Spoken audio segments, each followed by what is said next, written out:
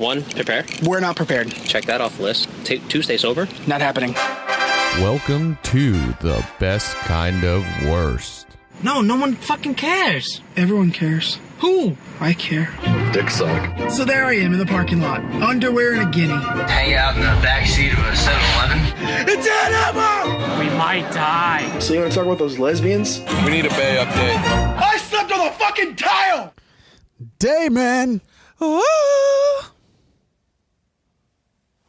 Did you forget the rest of the words? Oh, I fucked the words. Fighter of the night, man. Oh, yeah. Woo! Champion of the sun. Woo! That was good. Master of karate and friendship for everyone. A day, man. All right. We're What in. is happening? We're in. We're live. We're live here in the TBKoW studios. We're also live on that Facebook. Yeah. We're going to do a couple of minutes. I think every Are episode. we on Facebook tease. or are we on Instagram? Instagram. I mean, they're the Instagram. same company. Same right? shit, right? Right. Is it? Right. Get all up in it. Yeah. Getting all up in it. Should we redo our sponsor since we already told the Instagram's our sponsor, but for the podcast, we want to give a shout out to Seven Sun Brewery. We went there today and had a few 4-ounce pours, tried a few, a couple different IPAs, a couple other randoms. So right now, this week, our sponsor is Electric Lizard Strawberry IPA. It's a Seven Sun collab with a Pipeworks Brewing Co. It's a fantastic beer. I would like to say that's a fantastic can art. Oh, very good can art as well. Very good can art. And yeah, I guess it's a collab. They took an IPA from Seven Sun and an IPA from Pipeworks and basically put them together, and it helps kill the strawberry a little bit from the one and kind of equals it out. It's fantastic. Yeah, I was thoroughly impressed. I didn't really know how I was going to feel about the strawberry because when we talked to the lady tender in there, she said the strawberry comes real through, but because of the added double IPA, it kind of neutralizes it. Helps. It does. Yeah, it does. Because honestly, I probably wouldn't like the other one. Yeah. Because it would be it's not ultra strong on the strawberry, but it comes through, and I think it's just enough. So I feel like just having whatever the normal beer is would be a little much for me anyway. I would have to agree. Yeah. So anyway, it's good. How's your week? It was good. It was good. Well, it was just tiring as shit. We moved. Yeah, that's right. Moved over the weekend. Yeah, that's always a disaster. Yeah, that's always fun. It's always fun. Well, Senior is getting old. Oh yeah, he's getting up there. And he's had some health problems of late. Are you gonna talk into that microphone, or are you gonna? I'm just gonna mumble. Yeah, Senior is getting a little old, and he's been having some health problems of late. Yeah, a little harder for him to. Yeah. Lift things these days, I guess. He just recently had a procedure, so it wasn't easy for him. For him. And he likes to he's one of them old lions. Thinks those he's old still cats. a young buck. Yeah. Thinks he's still a house cat, and frolic about. Reality is kind of like old Yelly. You just got to put him down. Put him down. I'm just kidding. My brother, Uncle Judy. He's just out of shape. I mean, that's just God, it. what is he, like 25? Oh, 22. God, even worse. He's just... He can't lift. Listen, I'm out of shape, but I can still move shit. He got real in shape there for a while. He's always been a skinny kid. He's just like Senior. But yeah, he was just out of shape. But he did his thing. He held his own. He helped. Yeah. That's good. And then, good old Shelly, she's a mule. So, she reminds me of Barbara Bush, man. She's out there chucking wood and just throwing shit around and just taking care of business. Yeah, she Billy clubbed me a couple times just on principle. Just because she could. Just to let me set know. You straight. Just let to you let know me where know. she's at. You taking a break? What? Billy club. But no, the move took like 3 or 4 days, man. It really was. It took that's a while. rough. Yeah, it's took tough when it takes longer than it needs to. Well, I mean, all the big stuff we did in like 6 hours. Quickly. Yeah, 6 hours. yeah. That's always the easy stuff. There's all the little Get the shit. couch, get the dressers, get the beds, get all that shit out. That's always the easy. It's all the little shit that you gotta pack. You think you're packed, and then you got all this other shit you gotta find somewhere to put in a box and load up all these random boxes. Oh, and they're the two of them. My parents, they're awful. They're awful at moving. Yeah, They're for as organized as Shelly is. They're yeah. that's better. Anybody that's helped their parents move will understand exactly what I'm saying. Yeah.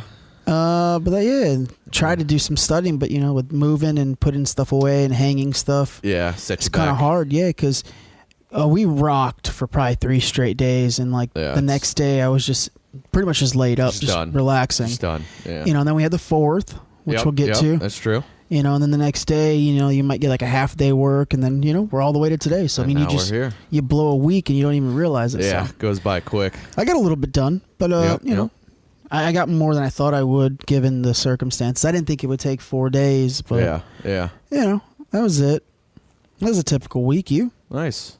Not a bad week, I suppose, for the most part. I was on vacation last week, so we didn't record. Went up to see the family, so that was a good week. And just been kind of getting back in the groove this week. Had a couple business meetings, worked on a couple edits. Pretty standard week, kind of getting back into it, other than the 4th. It's pretty much it. Standard, fairly week. Not bad. Yeah, Could be worse. suppose. I guess. How was the vacation? Oh, it was great. It was a good time. It was just hanging out with family, just going. And I last, I don't know, 7 years. When I had my full-time job, it was basically just once a year. Sometimes twice I'd be able to go up and visit. So it was nice to be able to take this mid-year kind of trip that I haven't taken in a long time. If I remember correctly, there was a time there where you went like almost a year without being home, right? Yeah, I mean, no, it's pretty much most years. It's just Christmas time. I go up around Christmas to New Year, so it's usually about a year in between for the last 7 years. Now, there's been in the last 7 years, it's mostly been that there. I think there were 2 years that I went up for one other time, but it was usually just like a quick weekend. Like I went up for my mom's 50th birthday a couple of years ago, and that was kind of a random extra trip, but it was only for like 3 days, so to be able to go up there and just spend a whole week and just relax. And a lot of times too, when I'm up there for Christmas, I'm running around, I'm seeing people, I'm buying last minute gifts, it's a lot.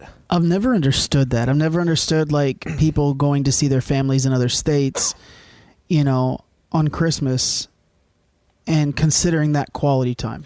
Because it's really not. No, it really isn't. It's really not, because by the time you sit down with your parent and you go see, your sister, you're just running around, your niece, your nephew, your uncle, Uncle Nino on the corner of Taliaferro and Columbus. You don't. Just trying to see everybody and catch up. And how you been? And you're strung out. Yeah. Oh yeah. No, most weeks I go up there, it's just running around nonstop, 24/7, and. This was nice. I mean, I still, this was really just focused on immediate family, spending time with mom, spend time with the sister and the nieces and stuff like that, just, the immediate group of people. And then we had a little cookout on the weekend. So I was able to see some other people and see a couple of the close friends I've kept over the years up there. And, so it was nice. It was a good week. It was a good week. I was glad I was able to make it work. Yeah, I have a strict no traveling policy on holidays. Like, because my mom has her side of the family, and my dad's got his side, whatever. And then like, there's all those other like branch off little parties. Yeah. I tell them every year I'll go one place. That's it. Pick a place. Yeah, I go one place for them, and I always go see the White family because that's something I enjoy doing. Right? Yeah. Because you always got to go see them. You always go to these. If you go to 2 or 3 different parties for your family, there's always going to be of the majority of them, maybe one you'll actually enjoy. The rest, you're just there. You're just kind of there visiting, and it's good because you're seeing people you don't normally see. Yeah. But you're not really enjoying it, right? So that's why I tell you, you're just kind of there. One party, knock out most of the people. If I don't see you, I'm sorry. Yeah. I'll see you some other time. I'll see you throughout the year. You know, but I do that one thing, and then I go do something that I enjoy to do. Yeah. You know, go see the White family for an hour or two, and I come right back. Yeah. When I go home for Christmas Day, at least the last, few years, I guess for a while now, we go to my sister's, and everybody's welcome. So you can come, but this is where we're going to be. This is our spot. This is where we're celebrating. A lot of people just stop in for an hour, stop in for a half hour, come all day. Just whatever you want to do, we're here. I won't say which side, but like one side of my family just turns into a pissing contest. Like everybody, like every subset, the family hosts their own party to see which one was the best. Had the best party. I don't do all that. I don't get caught up in all that. I don't give a shit about all that. I don't care. I just want to relax and hang out and visit with people. Oh, come here because we've got this brand new kitchen, or we just bought. I don't get caught up in all that. I don't care. Yeah, I don't care. It's Christmas. I would like some ham and some turkey, and I'm good. Maybe some Milanesa if Michelle's cooking. Yeah. Hey. But no, man, the holidays are tough, man. Holidays are tough. Yeah. So it was nice to have that week. It's nice to go when it's not a holiday. Exactly. It was nice to have that time. My sister pretty much took off work early almost every day I was there, or every other day she was able to swing getting off early, or at least coming to meet me for lunch, or something like that. So it was nice to get that extra time with her. So yeah, that was kind of my last week and this week. Obviously then we had the 4th this week. Yeah, it was a pretty good day. It was a good day, man. It was a pretty good day. We did end up making the rum ham. It was it turned into a whiskey. Yeah, because ham. we did mention wanting to do that, right, on an episode. So the last one, episode 8. Episode 8. Okay, so we did end up going with a whiskey ham. Whiskey ham. Now, I did run down the 3 things you have to do for the 4th of July. Dress like the flag. Dress like the flag, shoot a gun, only drink and eat American things. Yes. We stayed pretty true to that. You did screw up with the whiskey. Yeah, so I did go with a Crown Royal, which is traditionally Canadian, right? But they had the special edition Texas Mesquite. So it kind of made up for it. Yeah, it was in a red, white, and blue bag. Yes. And it did taste like barbecue. So. It did. It was amazing. I mean, I went over the house, and you had the ham sitting there in the little oven, and I grabbed a piece, and I think I got drunk off the one piece. My entire new house smelled like whiskey. It did, yeah. The whole house smelled like whiskey. Yeah, as soon as I walked in, I was like... It was so delightful. Right, he's got the ham going. He's got the whiskey ham going. It was beautiful. It honestly... It was fantastic. We still got some in the fridge. It couldn't have tasted better. And you're just... When you chew on it, you're like, it's normal ham. Yeah, it just tastes like ham. And then you swallow it. But then it hits you in the throat. And then you're like, wow. It's going to be dangerous. Yeah, it was good. I brined it for like 10 hours just in a bag of whiskey, and then just baked it in a pool of whiskey. So yeah, that's essentially all I did. Yeah, it's basically just whiskey oozing out of ham. It was fantastic, though. Oh, we went to a concert on the 4th. Yeah, went down to a concert down there at Ferg's, and 2-inch Voices. Got to give a shout out to 2-inch Voices. My buddy Jeff. He is a good dude. They got a good band going on. They got a new album coming out right now. They're shopping some new some record labels and all that. So I think he mentioned they should be finishing mastering it here this week. Yeah, in the coming weeks. Coming weeks. Yeah, he said it's basically done. They're just waiting on a couple things, and then they're mastering. Shout out to our Instagram. We got Uncle Tully. Oh, Tully's up in there. Tully live on the gram. He says Tully hello, on everyone. The gram. What's up? What up, baby? So, what up, baby? But yeah, so we did the concert. That was a good time. Yeah. Shook hands, kissed babies, met people. Hey, networked a little bit. Ran into Ferg. Ran into Ferg himself. God, what a lovely human being. Good dude. Just hanging out with people. That's the second time we've run into him. That's only the second time I've been to Ferg's and the second time I've ran into him and taken a picture with him. He is the legit owner and proprietor of Ferg's, I guess, entertainment. Yeah. Ferg's I guess. Sports Bar and Sports Entertainment. Bar and Grill, but then they got the one in Tampa too. That's Ferg's Live. Just a nice dude, man. He just walks around, dude. he shakes Great hands, dude. hugs babies. Yeah, he just walks around. He's just happy. Yeah. He's just happy. Good dude. Good food. Shout out to Ferg. Go to Ferg's if you're in the St. Pete, Tampa area. Go to Ferg's. Get yourself some wings. It's a good time. Have a couple of cold ones. Yep. So yeah, that was the 4th. It was a good time. We Who else was there? It was Alien Ant Farm, but we totally missed. Somehow. Yeah, I guess we missed them. We walked across the street to go get something a little different because we had ate at Ferg's when we first got there.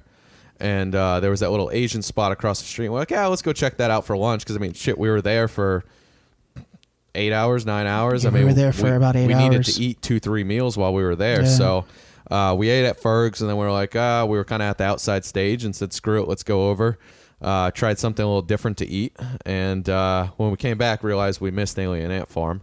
But then we had Lit and POD. Lit was good. Lit was good. Lit was pretty good. Played some classic tunes. Yeah, they played their hits. The 45 to 50-year-olds in there were going berserk. Yeah, they were. Yeah, they were. POD was pretty good. POD was good. POD was pretty good. We dipped out a little early on them just to go eat again and beat some of the traffic. Looked a lot younger than I thought they would. Yeah, well, I mean, I'm pretty sure they were a pretty young band when they kind of blew up. So yeah, I mean, they were looking good, solid, sounding good. Yeah. It was a good time. It was a good forward. We had some flag. On us. We had American beer. We drank the old Sam Adams 76 all day. A good American beer. Good Revolution 76. Hey, as Ron Swanson eloquently said, history began July 4th, 1776. Everything before that, mistake. Yeah, sounds about right. So yeah. Sounds about right. We should just throw out everything before that. Yeah. If it was only that easy. Well, where do we go from here? That's our weeks. Yeah. That's a good, yeah. What do we want to talk about? I don't know. Want to go into articles, or you got something else we want to talk about, or? Shout out to Sam76. That was the sponsor of the day for the 4th. That was the sponsor of the day for the 4th. That was a I've never had it before. Beer. Great. Fantastic, right? It's actually an ale and a lager mixed, and it's revolutionary. Beautiful. So that's what we drank, along with the whiskey ham, Texas Mesquite. Yeah, that's not. Yeah. That's been the week. That's it. All right, that's the end of the podcast, ladies and gentlemen. That's a real short one. Yeah, we're done. We're out. No, I mean, we should probably talk about the hottest topic in sports. And also the most boring topic in sports. LeBron James. It's been a couple of weeks since we mentioned his name. Yeah, it might have been a couple of weeks since we mentioned him. I've been jonesing for me some LeBron. Yeah, well, the hottest news right now. Bron Bron. Going to the Lakers. Going to the Lake Show. Lake Show. Get it right, son. Going to the Lake Show. I don't really follow basketball too much. I mean, it's outside the Celtics. I really don't care much. Yeah. But yeah. Although we do talk about LeBron. But you know, he's always in the news. When I think of LeBron James, I think of him as an entrepreneur, not so much a basketball player. He is. And because he's not pigeonholed like some are to just that one thing. He is an entrepreneur. 4 years, $154 million, fully guaranteed. He's locked in for 4 years. That's the longest contract he has signed. He usually just does the 1-and-1s with Cleveland, which is kind of funny. Well, but you're gonna go to. Well, he's only ever done that in Cleveland because he wants to go somewhere else. Because he doesn't like Dan Gilbert. He doesn't like staying there. He doesn't like the owner because he's an asshole. That's simple. That guy's an asshole. I'll take your word for it. I don't know the guy. Yeah. But. Yeah, 4-year deal. I mean, if you're going to go to the Lakers, you got to just jump on. You know he's going to thrive there. You know, I mean, it'd be stupid for him not to do a bigger deal. I don't like him leaving Cleveland, just because. You mean again? I mean, I don't like him leaving at all. Look, I like players to stay me with too. their teams. I like, but when he left Cleveland the first time just to go get a few trophies and come back, he was fucked. He went out the window. It went out the window. And I understand most analysts and reporters aren't really dogging him for leaving again because he did exactly what he needed to do. He came back and brought him a championship. Won him championship. That's all you can do. I mean, look, won a championship. And, they move on. Did not put a good team around him. They didn't. No, so if he can go and find a good team, because the problem is too. I mean, he has to do a lot to make up for not having a good team. Look, they were so destitute in the finals that basically he at 36, I think 36, 34. He's playing 48 minutes. He's not coming off the court. Because he is the only player on that team. You got J.R. Smith just dribbling the ball out in the fourth quarter with a chance to win game one. Oh God, that was awful. Yeah, that's a series changer. Yeah, that's a series changer. Because they won, I believe they won game 2. So now you're up. They went out 4-0. I thought they won one game. No, they went out 4-0. 4-0? Yeah, because they would have won the first game. Actually, I think that was in episode 5 or 6. You you said no, they did win one game. That is how much I pay attention to the baseball. No, I'm pretty sure they went out 4-0. I don't like him leaving, and I don't like him going to L.A. because L.A. is Kobe's team, and before that it was, Kobe's out. Wilt Chamberlain's team. Oh my God, I couldn't get that out. It was Magic Johnson's team. Yeah, I just don't like him going out. They have a lot of greats there, so I mean it's. But if you're LeBron, where else do you go? Well, I mean, where are you going to go? Well, I guess whoever wants to give you money and whoever has a solid team, right? And they don't have a solid team, but Lonzo Ball is a good player. They've got a decent team, and he makes them a solid team. Yeah. You know what I'm saying? And allegedly, Magic Johnson flew. Well, LeBron had already owned a home in L.A., so he was actually at his home in L.A. Magic Johnson was able to sneak, I guess, out of his house or out of his office without the media seeing him, and actually went over there. Met up at LeBron's house. He stayed there for I think 3 or 4 hours up until like 1 or 2 in the morning. And they mapped out this plan. That's why he signed a 4-year deal. There is a long-term plan here to bring a championship back to LA. Oh, hey. I don't really care where he goes. I don't think this is just a basketball move. In my opinion, this is more than that. You got to look at LeBron. When I say LeBron's, what's he doing in Cleveland?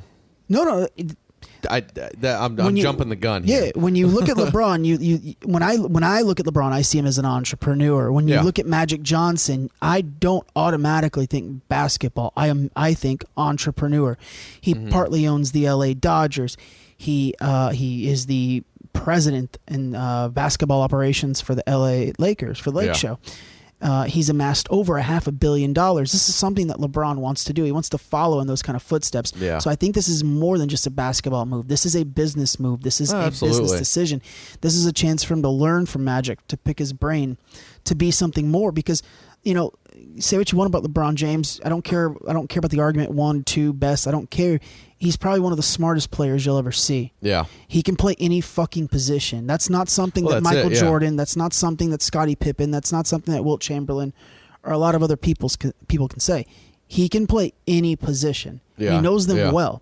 Yeah. So absolutely. There's a job for him in a suit and at any team, at any level. Yeah. Right? So I think this is more than a basketball decision. You take this 4-year deal, you set a lot of things in place, and then maybe you're, coaching or something. Yeah.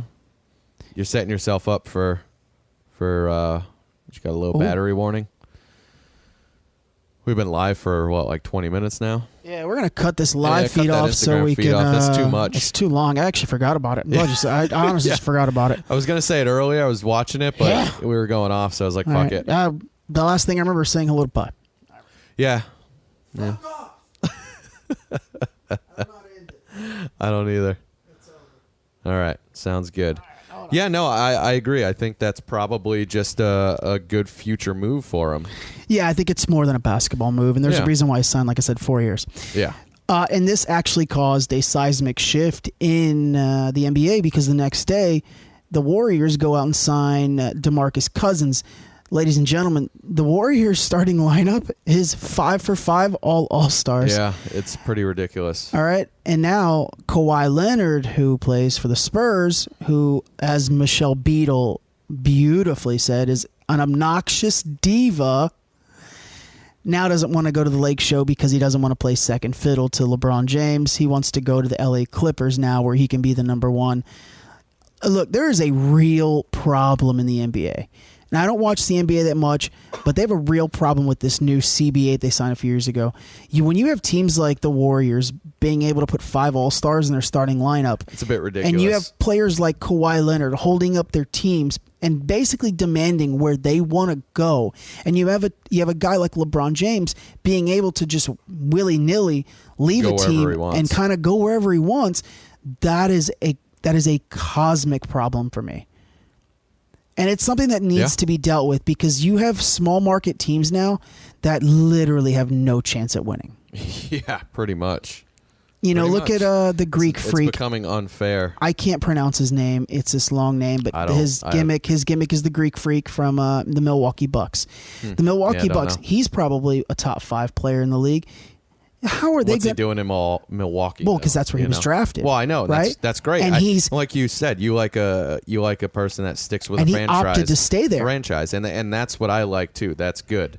And he opted to stay there, but now what's how do you keep him happy now after the second deal that he signed with you guys, moves. Right? Because the rookie deals I think are like 2 or 3 years, and then he signed a 4-year deal or 5-year. I'm going to fuck all these numbers up, but. You get a kid that's 21, he plays for you for 7 years, and now he is considered, like the upper echelon of players. Yeah. How do you keep him happy if you can't put anything around him? Yeah.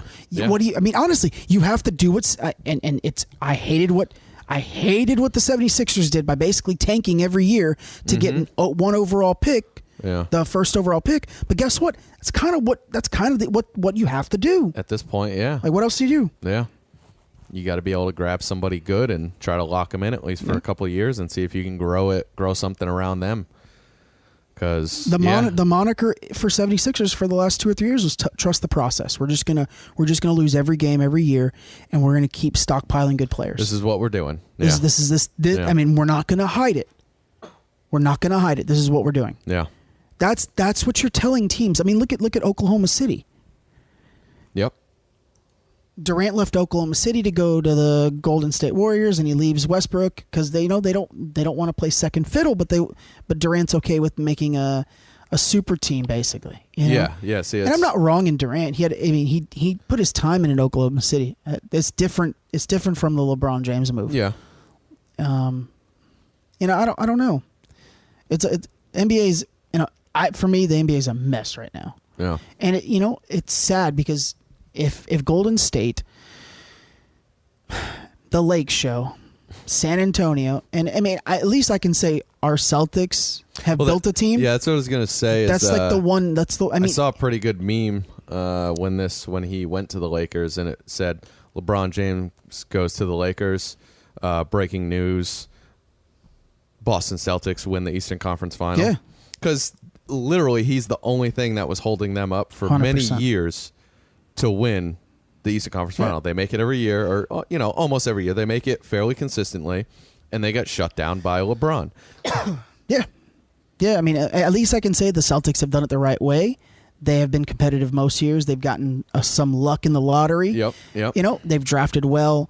Look, I can honestly say in my opinion, we've done it the right way. Yes, we started the super teams with Garnett, Paul Pierce, and Ray Allen. Yes, we started the big threes. Oh, it goes back to the original big three, and it goes back to other big franchise teams. I mean, Kobe and Shaq on the Lakers together. I mean, this isn't anything new, but it's escalating. Yeah, but I think our new team, we did it the right way. But I mean, my point is, if it's not Boston, if it's not the Lake Show, if it's not the Spurs, if it's not Golden State playing, who's a contender? I'm really not going to watch. Yeah.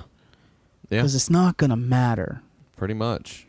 All right, I've talked enough about basketball. I don't like it that much. Mexico's got a new president.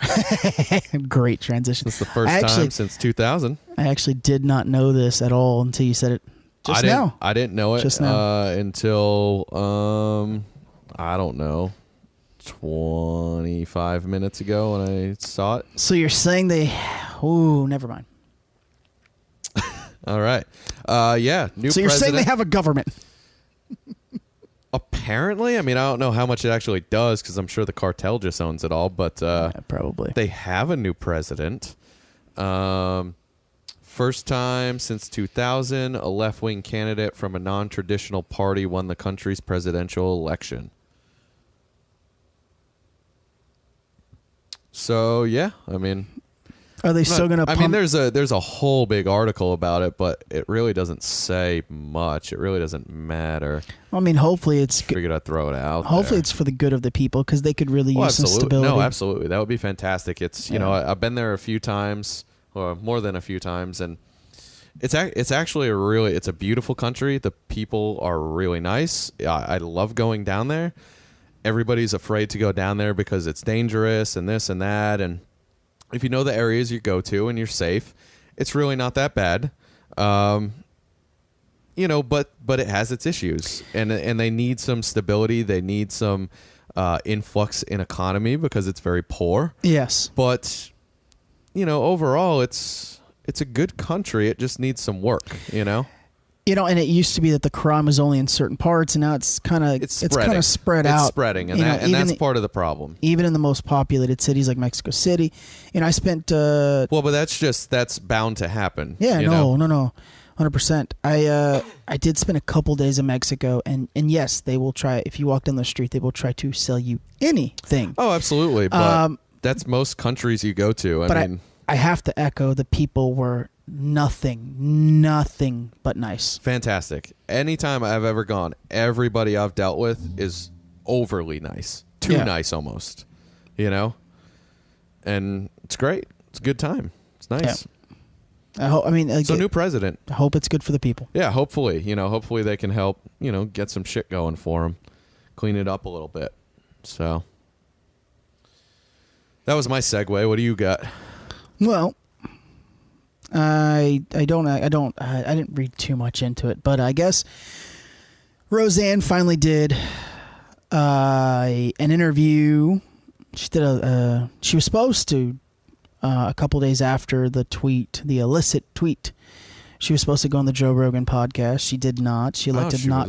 Yeah, she was. Well, because he had told somebody on the podcast I was listening to that he had talked to her right after it happened. So because she was scheduled to come on and she was going to discuss the issue. Yeah, but decided against it. Well, she went into isolation. She just shut down. Someone from her camp reached out to him from what he said on his podcast, and then they said she would not be coming, and he.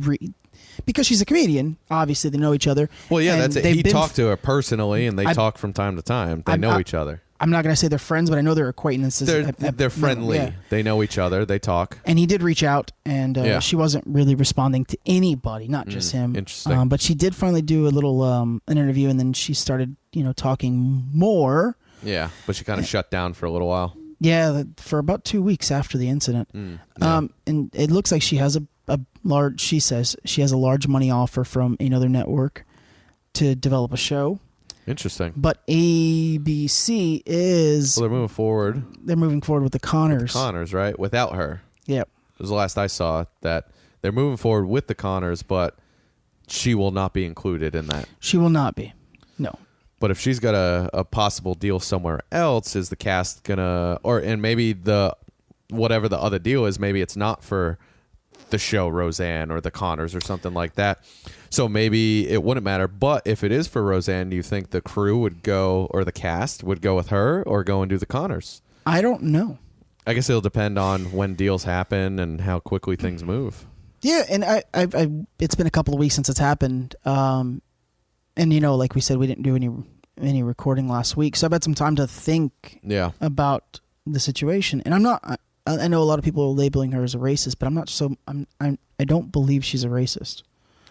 I don't believe she's racist. Last time we talked about it, we kind of said, well, she's an old white lady. What do you expect? But at the same time, I don't know that she's overly racist. Yeah, I've had some time to think about it, and when we think back on specifically, just speaking of the show Roseanne, back in the 80s, she had multiple characters in that show of color. She had multiple characters that were lesbian or gay. I know about that. I'm not sure about the color. I don't I might be misspeaking on the color. And I'm not saying there wasn't any. I can't remember any significant roles because I mean I watched that show quite a bit when I was a kid, but I don't know any. But I believe she was an roles. Advocate for that type of equality across the board, and that's great. Yeah. So when I in just simple reflection on just is she does this tweet make her? I don't believe it does. I don't think one statement makes someone racist. I feel in that case everybody in the world is racist. Yeah, it's difficult because Ari Shaffir was on the Rogan podcast, and he goes A plus B equals C. What her tweet was a prototypical joke. It's a joke, yeah. And I agree, but it's to an extent, not something to an extent. It's not something that you should joke. It's not a joke in good taste. I heard something about like she didn't even know the person she was talking about was black at first because apparently they're not. I don't know. I don't recall who the person is, but apparently Valerie Jarrett. She doesn't look necessarily black. Well, yeah, she's light skin, African American descent. Yeah. But she was born in Iran, so she's not going to be. That's it. So I think I had heard some. It might have also been on the Joe Rogan. That's she didn't know. She just kind of made the statement. Didn't know she was black. And at the same time, have we gone so far as a society where we can't forgive people anymore for making mistakes? I think so. Have we gotten to that point where... I mean, I think it'll blow over, and we will move on. People will forget. She'll start working again, but it's going to be a little bit before it settles down. But for a vast majority of people, they're never going to forgive her. And I think we've gotten to that point where there's a large portion of our society where, you make one mistake and it's like, you're done. You're a piece of shit. You're done. You're a racist. You're a bigot. I think that's a dangerous thing and it's getting worse and worse every day. Look, we didn't really talk too much about, we talk about sexual assault a lot, but we didn't really talk about the Chris Hardwick situation because I personally didn't think it was as bad as what people assumed. It was an assumption. Yeah. He was pulled from all of his gigs with Comic-Con and The Walking Dead. Everything. He still kept his Talking Dead show, but they removed his name off the Nerdist website. He lost a ton of stuff, and it comes out, while you're on vacation that, the girl had cheated on him, and she had begged to come back. He took her back, and just didn't really want her to hang out with guys, and that's kind of a normal thing for most guys. Yeah, well, especially when you're prone to cheat. Yeah, like, hey, how about you just don't go hang out with any other guys? Now, am I saying you're probably going to cheat on me? Am I saying he was right? No, but can't fault him for feeling that way. Was she sexually assaulted? Absolutely not. Yeah. Was he emotionally demeaning? Probably. Yeah. Were there arguments? But you got to understand, probably. When he had just gotten cheated on, their emotions are high. Things are going crazy. A couple of days later, the texts has come out where she's just texting him nonstop and he's not responding. Yeah. I personally chose not to talk about it because I didn't think it was as serious as people thought it was. Because we've gotten to that point now where it's he said, she said, I say this is what happened, that's it. It's the same thing with the Aziz Ansari. You had every chance to leave, say that, yeah. Right? And that came out very quickly that he did nothing wrong. Date. You had a shitty date. Thankfully, it came. You were just trying to get some money. Thankfully, it came out that he wasn't doing it. Came out quick, right? But Chris Hardwick's comes out a week or two later. By then, he's dropped from a ton of appearances. Yes, and now he doesn't even get credit for founding one of the largest podcasting companies. That's the problem that in the world. That's the thing we were talking about. Is we mentioned this weeks ago about how you do one thing and everybody's so quick to jump the gun on, well, you're another piece of shit male, so bye, and now your whole reputation's ruined, even if you did nothing wrong. Yeah. Did nothing wrong. It's a very interesting time. We got nothing new, but we still managed to bring up sexual assault. We don't, and if we don't get a hold on it, we're on a slippery slope, Ryan. Yeah, no, absolutely. We're on a slippery slope. We are. And I'll add another article into this little rant we're having. Allison Edel a woman, she called the police on an 8-year-old for selling water outside of her business. Yeah. I had heard something about that. That's ridiculous. Stating that the little girl did not have a permit to sell water, and the reason why she was calling the police, one, she didn't have a permit, and two, she was being loud and disruptive to her business. No, and this isn't the first time this has happened, and this is fucking ridiculous. Kid wants to go sell some water or some lemonade on the street. Fuck off. Let him. What's the problem? And I mean, here's the thing: she runs a medical marijuana shop, so it's like you're disrupting. I'm pretty sure everybody coming out of your shop is going to need some water. You're not helping yourself, right? But of course, and the people were very calm. The adult with the girl was her cousin. They were very calm, and they videotaped her calling the police and everything. And the lady, Miss Edel, she did go on national news, and she did apologize. She stated, of course, because now she's going to lose business. Well, she stated she got caught up in the moment. Now What moment though? How do you get caught up in the moment? I'm giving kids selling water outside. Who cares? They're trying to do something good. I'm giving her the benefit of the doubt, and I'm not going to say, oh, I accept their apology on that. But the family has said that they refuse to accept their apology. But the reason why I will meet her halfway is only because the majority of people that are outrageous she did this, and trust me, I'm outrageous she did this. She should have never done this. That's ridiculous. They're labeling her as a racist. She's getting death threats. I don't think she's racist. The little girl's they were black. Oh, jeez. And I don't think that makes her racist. No, because it's happened to other kids too. That there wasn't there that one about the lemonade. Yeah. So. Last month in Stapleton, Colorado, 2 boys were forced to shut down their lemonade stand. And last year, a man in Discover Bay, California, threatened to call the police on a 5-year-old girl over her lemonade stand. She was actually fined. The little girl was fined in this case. Jesus and Christ. In both of these cases, the children were white, so it never made national coverage. Yeah, right? nobody cared. So it was white on now white. Now we just want to throw the race card because it's white on black. Exactly. So this goes back. Is this lady a racist? In most people's eyes, yes, but in mine, she's not. No, she's just an aggravated.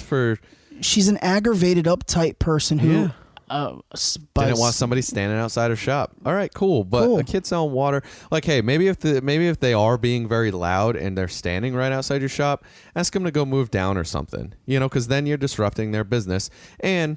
You probably need a permit and you're probably, soliciting on a business. Not supposed to do that, but a kid selling water, who gives a fuck? But to call her racist just because she got a little aggravated that they were being loud, like, that's ridiculous. And then, after the lady apologizes. Now, if she said something wrong on the video, I'd like to see the video to know if, like, maybe she said something kind of racist. I don't believe she did. Because then if she did, all right, but. But. She did go on national television. She apologized. Why can't we accept this lady's apology? Why do we keep banging her down and saying you're a racist, you're a terrible person? Look, we all make mistakes, and trust me, I bet people that listen to this, we've done something worse than calling the cops on an 8-year-old girl.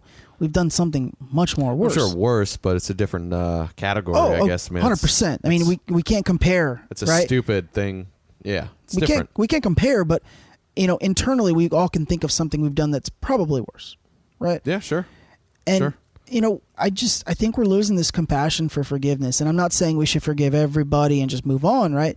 But, when someone makes a mistake like that or a dumb tweet, it's different than killing someone or sexually assaulting someone. Yeah. If you sexually assault a child or you sexually assault a woman, like I don't have much forgiveness for you. No, I have no forgiveness for you. I have no forgiveness. I have none. You're a piece of shit, and that's fine. You're done.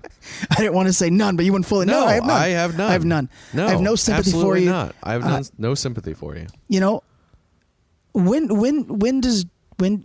we've put such because there's right and wrong no matter what. Yeah. You know what I'm saying? Like there's certain things. Yes, everybody fucks up. Everybody does something stupid in their life, but there's certain things you just don't do that you're supposed to know as soon as you're fucking born, basically. Yeah. Like, you don't touch a little kid. You don't touch somebody that doesn't want to be touched.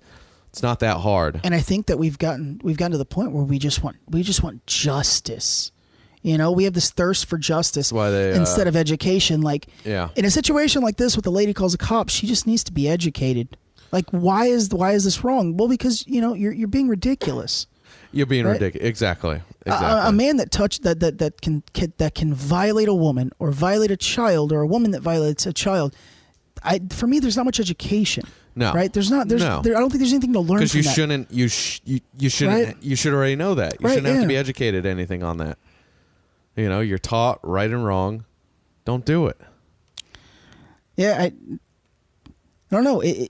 It's a terrible time right now. I think it's a terrible time in our country, and I think in the world. It's tough. You know, we have to find that line where we can forgive, and we can, you know, attempt to, Yeah. you know, move on. I don't know. I'm an idiot. What is it? What do I know? I don't know. You know not to touch little kids. I do know that. I mean, as far as I know.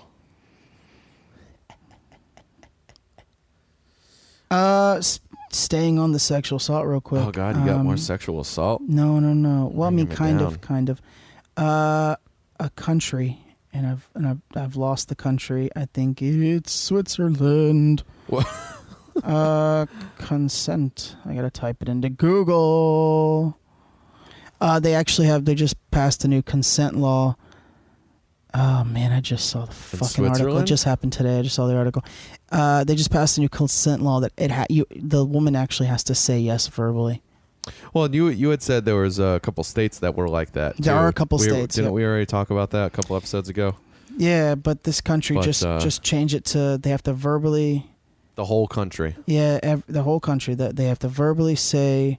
Yes. Yes, consent verbally yes. Oh and man. So then you pull your phone out and make sure you record that yes, right? I mean, I guess. Well, because it's like, you need to get the consent, but some of these women that consensually have sex and then turn around and, you know, want to try and get something out of it, you know, that's the problem. I'm not saying that's the only problem. Obviously, you know. Slippery slope there. Well, no. But that's part of the problem. Yes. It's both sides. It's asshole men that are doing something wrong, and then it's asshole women that are trying to get something out of it and accusing people that didn't do anything wrong. So you could still end up having that issue, and you could still end up having both issues because, you know, you're a piece of shit. You're going to do what you want either way, but it at least helps, I think. Yep. It's an interesting thing to do, but I think it can help. I'm still trying to find the damn country. Yeah.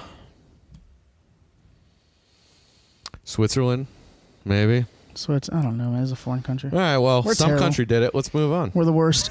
And I guess staying on the racist topic, so Zac Efron from High School Musical. High School Musical. High School Musical. He's actually been in a couple of funny movies. Yeah, I've seen him in The Neighbors. Few things. Neighbors. He was good in that. Yeah. Yep. Him and Little Franco. Yep. Franco's little brother. I heard he was good in Baywatch, but I didn't see it. I never saw Baywatch. Didn't see it, but I heard he was pretty good in that. You know, I like him. I think he's a good actor. He's usually got that kind of random comedic relief style. Well, because you know him from High School Musical, where he's just kind of singing, dancing. I don't. Whatever. He's just singing, dancing, and he's a good-looking dude.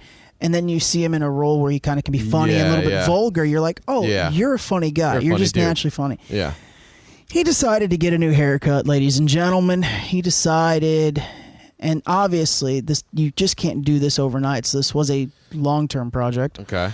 He decided to get dreadlocks. Okay. What's wrong with that? What's wrong with a white man getting dreadlocks? Nothing. I mean, I know. You could kind of say I had some sort of a dreadlock at one point, but not really. It was doesn't surprise me. But it wasn't really dreadlocks, but you could say they were it was kind of nasty. Well, because you have to stop washing it, right? Yeah. And then you got to apply oils and twist it. Yeah, you're not supposed to wash. So, I've known many a white man to have dreadlocks. I mean, fuck, in the 90s, most, let's say 15 to 25-year-old white males had dreadlocks. If you've ever spent more than a week, if you've ever lived even part-time in California, you've thought about getting dreadlocks. Right, surfers, if you've been a surfer, skateboarders, thought about it. Skateboard. If you've listened to the Beach Boys, thought about getting dreadlocks. Okay? If you listen to Morrissey, dreadlocks. Yeah. Don't matter. If you thought about wearing a cardigan to a bar, dreadlocks. Okay? If you thought about wearing trendy glasses that actually don't have a prescription in them, Dreadlocks. because you just want to look cool, dreadlocks. Well, I guess it is a problem. People are calling cultural appropriation. They're calling them culturally insensitive because it's not a traditional white haircut. Who gives a fuck? It's a haircut. It's He's not the first white guy to have dreadlocks. And he won't be the last. I actually think there's more white people with dreadlocks than black people. Yeah, probably. I mean, I know I'm going to be wrong with that statistic, but but it's the point you're making. Maybe because I noticed it more in them. Ridiculous. I don't know. It's just ridiculous. Look, the moment So what? So only what? I mean, so is it just black people? Is it because what Jamaicans are known, right? Yeah. So it's like, yeah. So can only Jamaicans have it? I guess. And that's what we're saying? Well, I mean, if you're white, what kind of haircut can you have? You can have the wave thing. What's where you just kind of have like the bouffant, the haircut he had before? The bouffant. Or you can have a comb over, but that's kind of like for Eastern European German, right? Yep. That's also true. Yeah. Right. Right. So if you're black, you can have dreadlocks, cornrows, flat top. You can have an MC Jerry Hammer. curl. Jerry curl. For me, Jerry curl is Hispanic. Really? Because I see a lot of Mexicans with Jerry curls. I'm not trying to be disrespectful. No, I guess that's true. Yeah. Right. I guess that's true. If you're Spanish, what kind of hair? But see, that's the thing. That's a great point right there. I have a man. I guess white men can have a man bun. Can they though? But I guess that's cultural appropriation because female haircut, right? That's gender appropriation, sure. Right? Sure. Basically, what you're saying is it's fucking ridiculous. The moment we start putting labels on what haircuts certain races can have, I'm sorry, that's segregation. If you want to say that, you're the racist. That's segregation. Want to say he's doing something wrong for having a haircut? You're being racist to him. You're white, so you can't have that? Look, that's racist. He's a white kid from California, I think. I think. He just looks like he's from California. And he's got money. He's an actor. So what's the first thing that most people think of? And that's the problem. If it's a random white dude walking down the street with dreadlocks, nobody cares. He's an actor. He's famous. Now it's a problem. I do not use this term because I think this term is abhorrently racist. They just automatically assume white privilege. Yep. I think the term white privilege abhorrently racist. Okay, the whole definition. It can be. The definition of racism is holding something against a certain race. So when you say things like white privilege, when you say spick to a Hispanic, that is you can say that because you are Hispanic. That's a negative connotation towards a racial group, a race, or an ethnic group. That's racism. When you look at a white person and you go white privilege, that is a negative racism. Connotation towards a white an person. Ethnic group to a Caucasian.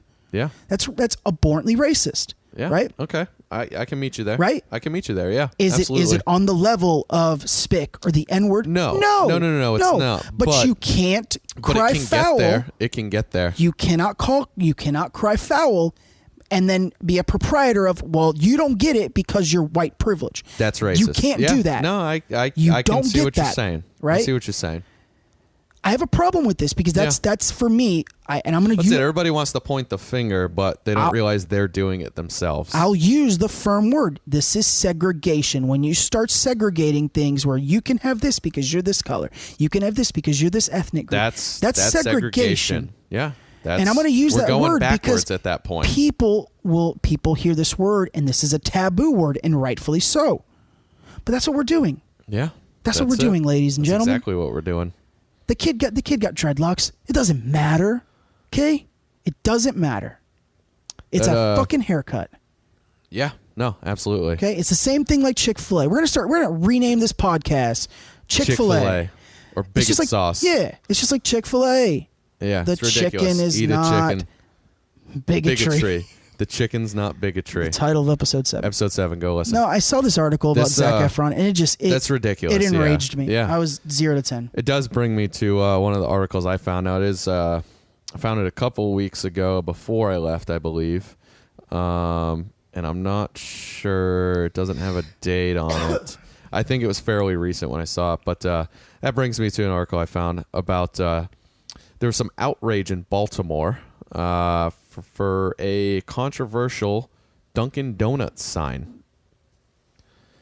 So there's a sign, kind of like a made. Not, it's not like a sign outside. It's like a piece of sheet of paper on the taped to the door or something. Basically, like a store made sign. Like, hey, here's a notice, right? And the sign says, "Call this number if you hear an employee talking in any other language but English, and you'll get a free coffee and pastry." Say that one more time. Okay, so the sign says, "Call this number if you hear an employee talking in any other language but English, and you'll get a free coffee and pastry." Basically, if you hear someone speaking Spanish or German or, I don't know, you name it, call this number and you get some free shit. Ladies and gentlemen, the predominant language in Florida is Spanish. Yeah, well, this was in Baltimore, so, English, I assume. I don't know how many Spanish people there are in Baltimore. There's probably some, but is the Spanish-speaking population that big? Don't know. Is it as big as Florida? Probably not. I have a hunch on this one that I just thought of, and I can tell it to you on it off air. Okay. Yeah, because it's gonna take me a minute to explain. And okay. It's not the way I'm gonna say. It's not gonna sound. It's gonna be tough to explain. Yeah. I'm gonna come off terrible, so we're just gonna skip over it. So obviously that's pretty ridiculous. I think it's ridiculous, but it happens every day at nail salons. Yeah. So I don't. No, it does. And they're probably not talking. They're not always talking shit, but it happens sometimes, right? Well, of course, but that's kind of what I think what it stems from, because basically the article also says that a news station called the number, and it was the general manager, and he said, or she, I don't think it stated if it was a he or she, but they stated that it was old. Like, oh, that's an old sign. Now, it's still on the door, apparently, but it's an old sign. And the Dunkin' Donuts corporate office came out and said it was posted by the general manager to address a customer service and satisfaction issue that they were having. But the general manager later realized that wasn't a good idea. Yeah, I mean, look, having a sign like that, not a good idea. No, absolutely, but how do you think it is a good idea? Encouraging your employees to not do that, I think that's not so bad. No, now listen, I don't necessarily see a problem with now if you're in a predominantly Spanish-speaking area, like the one time we went to Miami and we tried ordering food, and I couldn't order anything because I couldn't read the menu or talk to the person. Yeah. It was all in Spanish. Yeah. So you had to help out, and that's fine. Because I'm in Miami. I understand that. Yeah. But in the middle of Baltimore, I'm assuming it's all English. So I'm assuming there was an issue where, a customer complained because they said it was a customer satisfaction issue. And now, if that's the case, go and talk to those employees and say, listen, when there's customers around, speak to them in English, speak to each other. I'm assuming you have to be able to speak English to work, at least have some English, right? To be able to serve and work. The standard speaking in English. I mean, you're in America. The standard is English. Yes, Spanish is huge, but in the middle of Baltimore, is it really? I think it's safe practice to speak English when customers are around. And we're just assuming it's Spanish, but I think it's safe practice to speak English when customers are around because it alleviates those kind of issues, right? Well, that's it. You don't have customers complaining because they think somebody's talking about them. Yeah. And that's also a problem with, let's go back to that white privilege. People always think, oh, well, they're talking about me because it's in another language. Well, not necessarily. No, not necessarily. They're just talking because that's how they talk to each other. Easier to converse. It's easier for them to converse, and that's fine. But the manager should have just said, hey, in front of customers, can you please, try to keep it to English so everybody's comfortable. It's not that hard. Maybe it is. I don't know. Maybe I'm just an asshole for thinking it's not that hard. But if you need them to speak English and they can't, why'd you hire them? The lady, when she's around people that speak Mandarin, she speaks Mandarin to them because it's easier for her and them. It's easier for her to converse because she's able to form better sentence structure. Right? That's great because she didn't learn English till I'm gonna fuck this up. I think 14. After 10 years old, when you learn a new language, it doesn't get stored in your language center. It gets stored in long-term memory. So you're never going to have that fluidity that you would have if you learned, a couple of languages as a child. Now, can you get good? Of course, absolutely. Right? But you're always going to be comfortable with your primary language, and I don't see a problem with people speaking their primary language. No, I absolutely not. I don't. Absolutely not. America's a melting pot. Speak whatever language you want. The standard is English. When you go to restaurants, you go to places, it should be in English. Standard. It should, it's right? The majority, that's so that's just what the they standard, go with. Right? That's the average, right? And there's places in Florida. I use Florida as an example because that's where that's where we're from. There's going to be places where a lot of places the menus are in Spanish. Yeah, right. And that's fine. You because got to know that. That's the average in the community that's that the establishment is located in. Right. They cater to their average. So catering to your demographic, that's 100% okay. I have no problem with that. So if your demographic is Swahili, please. Yeah, I don't care. Yeah. I will ask questions and I'll figure the menu out. I'll try to figure it out. And if I can't figure it out, that's how it works. When I go to, I'll just point. When I was in Mexico, I just kind of figure it out. Okay, oh yeah, that don't know what it says. Sure. Sounds good. Let me get one of these. I'm gonna butcher the name of what I'm trying to order, but let me get one. Yeah. And whatever you bring me, I'm gonna eat. It's not. I don't think there's anything wrong to behind the scenes go, hey guys, when customers are around, try to keep it to whatever the demographic is, right? No, but I don't think there's anything wrong. But to put up a sign, again, that's to call people out. It's a little bit of segregation. And then to offer free shit for doing it. Yeah. I just called just because, I heard something. Here's a free donut for tattling. A lot of people are going to do that. Yeah. It's ridiculous. That's a bad move. It's a bad look for Dunkin' Donuts. Well, yeah. And they're if you go to Dunkin' Donuts, man, it's a diverse employee group. Yeah, it usually is. Yeah, anywhere I've been to a Dunkin' Donuts, they're usually fairly diverse. The country of consent was Sweden. Sweden, you were close. You got the S and the W. If the man or woman doesn't verbally out loud say yes, it is not just a sexual assault. It's straight up rape. Wow. So you have to, all right, so you go out, you have a nice dinner, you have a couple drinks, you're on a date, go back to the pad, the apartment, the house, whatever you want to call it. You both have to look at each other and just stand there and say yes. Yes. Both of you. Both, because you said man or woman, both of you. Well, whoever is the... Well, I guess if somebody asks... Whoever's the provocateur, yeah, right? so if somebody asks... if I'm coming on, she would need to tell me yes. Yes. You can hit on me. Okay. Yeah. Or else I would... Okay. She could get... I don't think it's a bad move. No, it's not.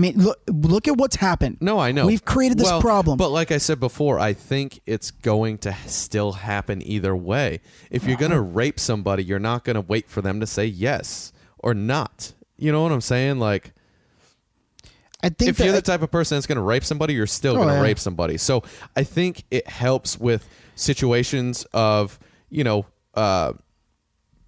people accusing and it's maybe not real. I think it can help in that area. Laws but if you're going to rape, you're going to rape. Laws like these add fail-safes. Exactly. They add fail-safes. Exactly. It's not going to stop a rape, but it might prevent It might help. Yes. Right? And I'm all for that. If it can prevent one or two, then that's great. The reason why I say it's not going to stop it because, like you said, if you're going to rape, you're going to rape. But it might prevent one. Might prevent a couple. Yeah. And if it prevents one, then it's a good law. Yeah. Yeah. Oh man! Back on the sexual assault. Woo! We were hitting all LeBron sexual assault. We're back. We're back on a roll here. We're back in, baby. We're just over an hour. I hope you guys like episode 7. Oh god, that was a train wreck. Yeah. It really wasn't a train wreck. That's literally unfortunately a typical conversation. That's where our brains go. But we were a little sponsored up, so that doesn't help. A little sponsored up. We're a little more loosey goosey than we would normally be. Well, and Vintage Reynolds likes to peacock. Yeah, but I guess the best way to put it is set the line on fire and jump over it. Oh yeah. There's no line. So the whole episode, we were basically just trying to wrangle him in. Yeah, Because we tried to talk about something, and he just changed the subject. But there's some times where he was just making guttural sounds. yeah, just random sounds. So yeah, if you haven't listened to it yet, go back and listen to 7. It's probably my favorite so far. It's a good one. It's the shortest so far. It's just over an hour. Yeah. That's our new format, baby. It's a good one so far. So right now we're just over an hour. So we'll maybe do a little more and wrap up. Yeah, let's round this bad boy out with the giraffe killing. Unless you got something. No. Unless you got something. Nothing else that was necessarily really good. Because this one was I think this is something we can talk about for maybe 10 minutes and wrap it up. This is a little. This is going to take a little bit of time. This is one of those knee jerks that I had originally. And then I heard a few things about the article, and I went, "Oh, okay, yeah, all right, yeah, bad decision, but not a bad act." You know. Yeah. So, a woman last year, spacing on her name, Tess. I'll just use her last name, Miss Tally. I gave away her entire name, so what does it matter? Tess Thompson Tally. She posted. 3 T's. Yeah, Triple T. Triple T. That's what we'll call her. Triple T. She posted a photo last year of her killing she's just posted up with a giraffe that she had just shot. It is a rare subspecies of giraffe. It turned kind of a darkish black color with old age. Now, though, you do say it's a rare subspecies. What makes it a rare subspecies of giraffe? Because what is it? Only this certain subset allegedly turns black with old age. But is it a rare subspecies? Well, it's rare in the sense that their numbers are dwindling.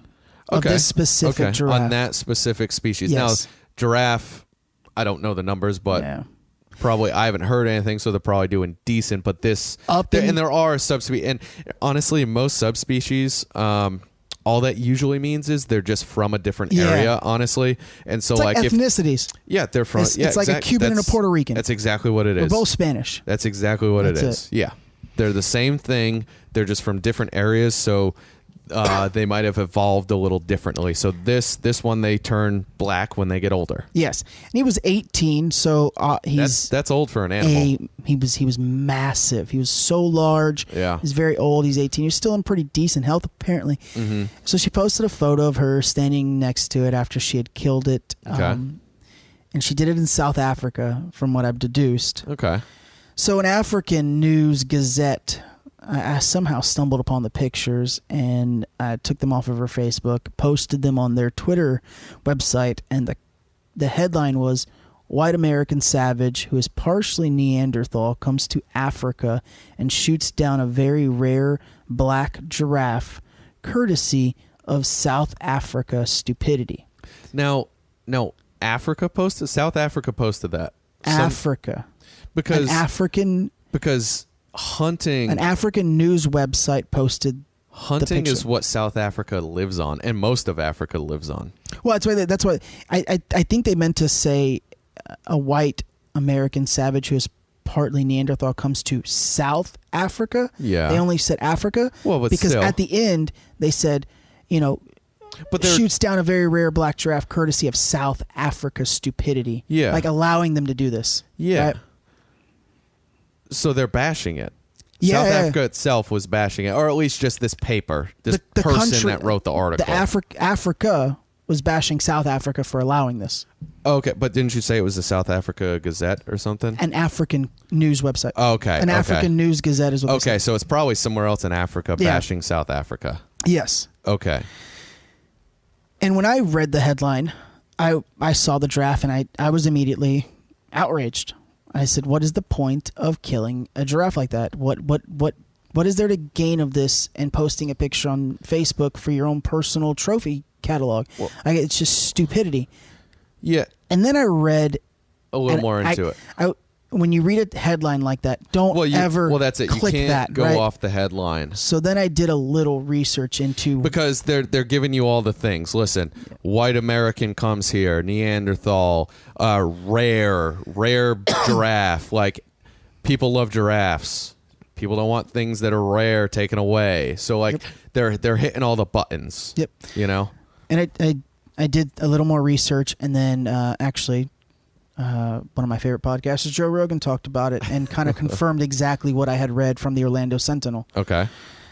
So this giraffe, 18 years old. That's old. That's old. That's so very he's old. much larger than the breeding adults that Yes. are in that same area. And if I'm not mistaken, he's so old he probably doesn't breed himself anymore. More than likely, he cannot. More than likely not. I would imagine so. That's old for an animal, for one.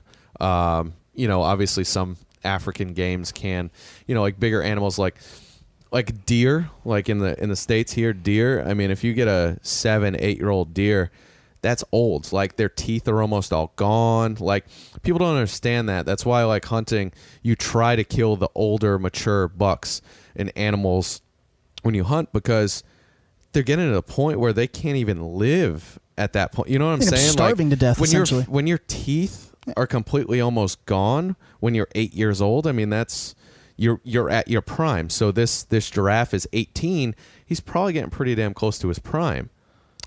Yeah, and Well, not even prime, over. You know what I'm saying? Like prime of life, like years of life. well, he's almost done. He's riding off into the sunset. Yeah. Right. And I knew this. I knew giraffes were very aggressive. They are very aggressive. but Everybody thinks they're these cute, cuddly, long-necked animals, but they're very aggressive. And they're very territorial. Yes. So when a giraffe gets to this age, in order to keep his territory, he starts killing the younger adults that are of breeding age. And that's where you come into the issues, because now you got he's dwindling the already dwindling numbers. He's dwindling the already dwindling numbers. So take out one to save the numbers. Well, he takes out he and this is a fact. He had killed 3 adult male giraffes of breeding age already. See, and how many more is he going to kill if you don't take them out? And you're like, oh, it's just 3 giraffes. Well, those 3 breeding giraffes breed 3 each, 4 each, 5 each. Your 3, numbers go 4, up. 5. Knocked whatever, out a dozen. Right? He might have knocked giraffes. out double-digit giraffes by knocking these 3 down. Yeah. So he was already marked to be murdered. He had to be put down. He himself is ruining the numbers. Yep.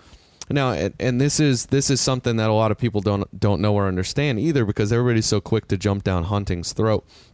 And I'm not a hunter, but I know a lot about it with work I've done in the past, and especially in Africa. Like, Africa lives off the money and the meat from hunting, from Americans coming and other people from other countries, but a lot of Americans go over there to hunt, and they donate the meat to the villages. They eat that thrives the villages with meat for months usually.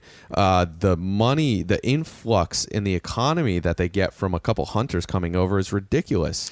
And I was going somewhere else with that, but then I kind of jumped down that road and I don't remember where I was going. But anyway, let me also a good topic. Yeah, just to piggyback off that, there's a website, africacheck.org. This is an organization that tries to come up with an approximate I know where I was going. number on what the legal hunters provide in economical support to the country. Yeah. And it's somewhere between $200 and $400 million every year, and it just doesn't go to the people. It also goes to everything. It goes to enhance the survival of giraffes, elephants, lion, and other magnificent creatures. That's where I was going with it too. Is a lot of people like to get upset when they hear that people hunt elephants, but a lot of the times the elephants are being hunted because they're destroying villages and killing people.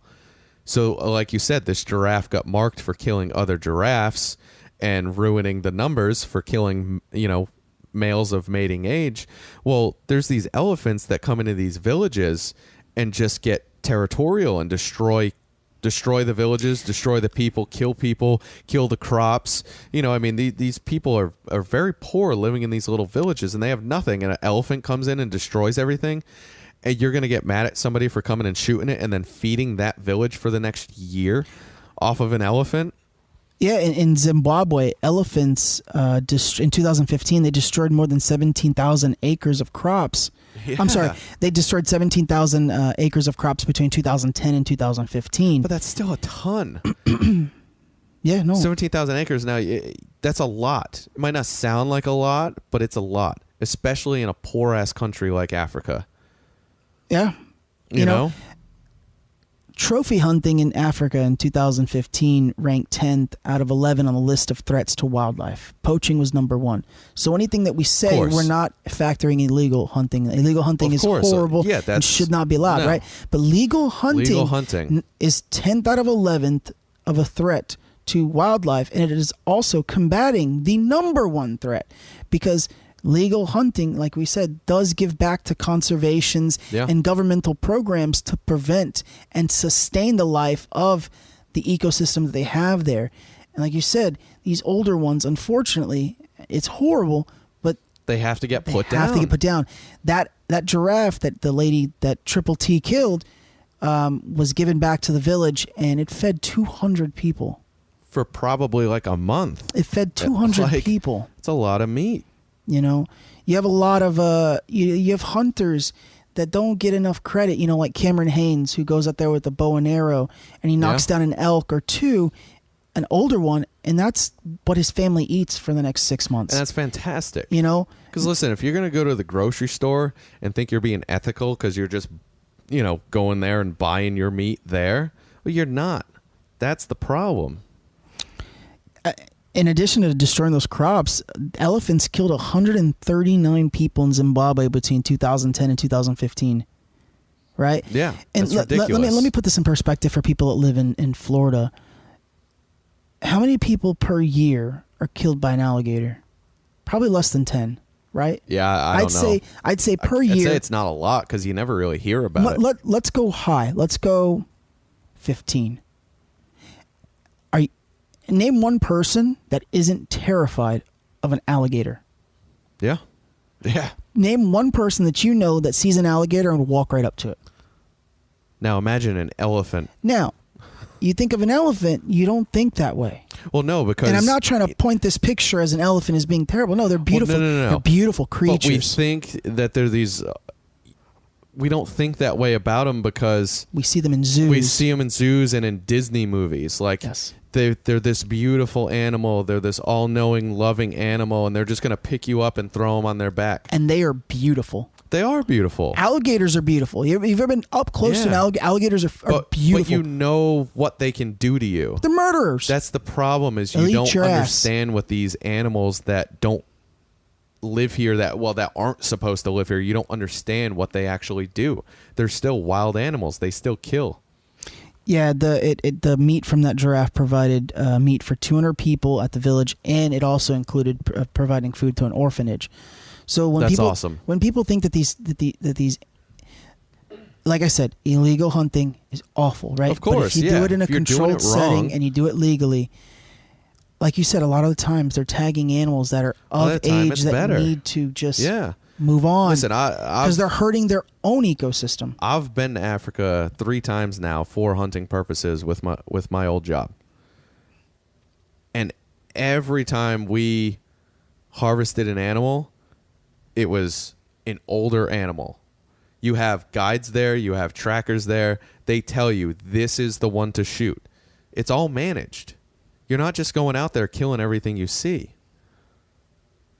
You know, in Hollywood, and I've said this before in this podcast, Hollywood isn't helping themselves. You know, a lot of times you get these people that stand up there and they try to tell you how to live your life, and you have the thing like the Harvey Weinstein thing. Yeah. Okay? You can't tell people how to live your life when you're living a sketchy life yourself, right? Yeah, exactly. Now, when they're outspoken about the dolphin killings in the Korean countries, like, that's horrible. It's illegal. Absolutely. That's illegal. Absolutely. But you can't get outraged about something that is legal in a country. I'm sorry. And that is being done for a purpose. Yes. The numbers have actually skyrocketed in a lot of animals since they started bringing back hunting in certain countries in Africa. There's certain... because it helps manage the population. You take out the old ones that can't breed or that are hurting the population or are going to die anyway because they can't eat anymore. They're hiring hunters to come, and I don't know if it does in the U.S., but the wild boars. Yeah, They're no, Texas. Go to Texas. It's in Texas, right? Yeah. Okay. I didn't want to misspeak, but I thought it was in the huge. US. Actually, it's becoming huge in a lot of states. Florida, you do not need a license or a tag to kill a hog in Florida. If you see a hog, you can go and kill it. So because they're a nuisance, they're destroying shit, and it's even worse in Texas. Wild boars are some of the most aggressive animals in the world. Very aggressive, and they they destroy everything. They breed uncontrollably. Yeah. Their litters are so large, and they can breed at such a rapid rate. They'll have litters like 3, 4, 5 times a year. Yes. And a litter might be a dozen. I was going to say 8 to 10, a dozen. Yeah. It can be a lot. So we're talking, in a matter of 1 year, a female boar can have, what do we say? On a low side, 30 more, right? Yeah. And then you exponentiate those 30 when they get to breeding age could have... It's a year.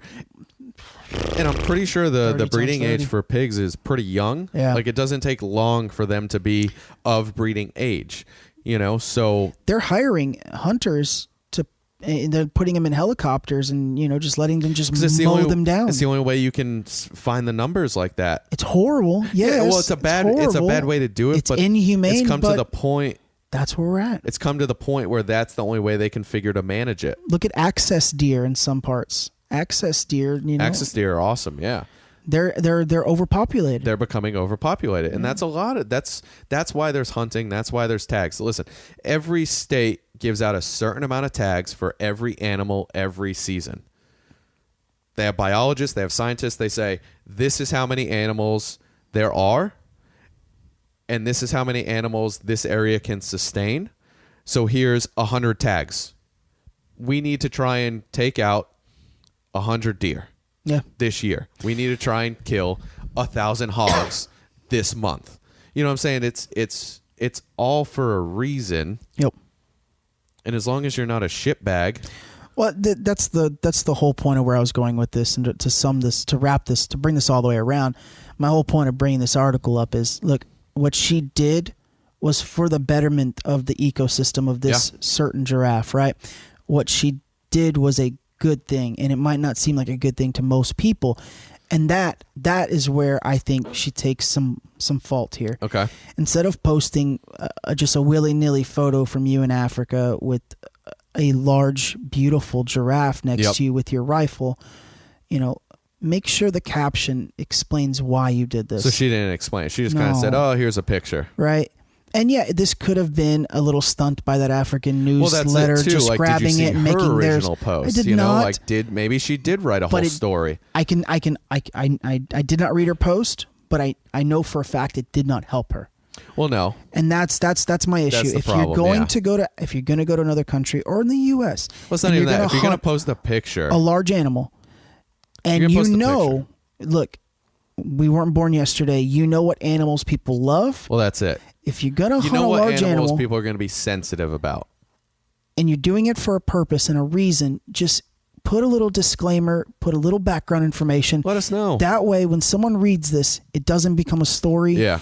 And you don't look bad. Yeah. Right. No, absolutely. I can agree with that. That's it. Help yourself. Help yourself. Help right? yourself. Don't this we can expand this topic even larger. It's just social media, man. Well, just be careful with what you put on there, and when you do put something that people could perceive as being racially insensitive or cultural appropriation, give a little background information. We always have that option of putting a description. Put a description there. Let people know, hey, this is why I feel this way. Because guess what? We can't wrong people for feeling a certain way, and we can't wrong people for doing things that are legal and good for certain things, right? We all perceive things differently. Absolutely. So help people out, and by help yourself by helping people understand. Help them understand. Because when you understand, hey, this giraffe needed to be killed because it was hurting its ecosystem. It was hurting, the meat, the numbers, and then all the good, that the corpse does. Lay it all out for the community. Then you step back and you go, absolutely, you didn't do anything wrong. No, and I think that's a great way to put it. And I still feel you're going to have certain people that they're not going to give a shit what you say. They're going to be outraged because they're outraged because they hate this or they hate that, and they probably haven't done any research to know all of this, but at least put it out there so it doesn't blow up into something big, because some asshole wants to just go, oh, well, she's an asshole, piece of shit for doing this. Well, how about you read what it says and do your research? Let's flip it around. Do your research. Do your research. Do your research before you label someone a certain way. Absolutely. Help yourself too. Yeah. It's not always on the person. No, she absolutely could not. she could have helped herself out by putting a little thing herself, there. but you could right? have helped yourself. But you could also go, oh shit. There's a reason. There was a reason for Yeah. this. Now, obviously, if it's just a random picture, you don't know. You can't do background checks on that. But in other situations, you can do research. Yep. Read a little more, ladies and gentlemen, and Know what you're don't talking pass about. judgment so quickly. Also, if you're going to post something for the world to see, put a little caption. Explain why you do this. Help yourself out. That's it. I think it's about time to wrap this thing up. I think it's a pretty good way to end it. Woo! Woo! Day, man. All right. All right, guys, we're out.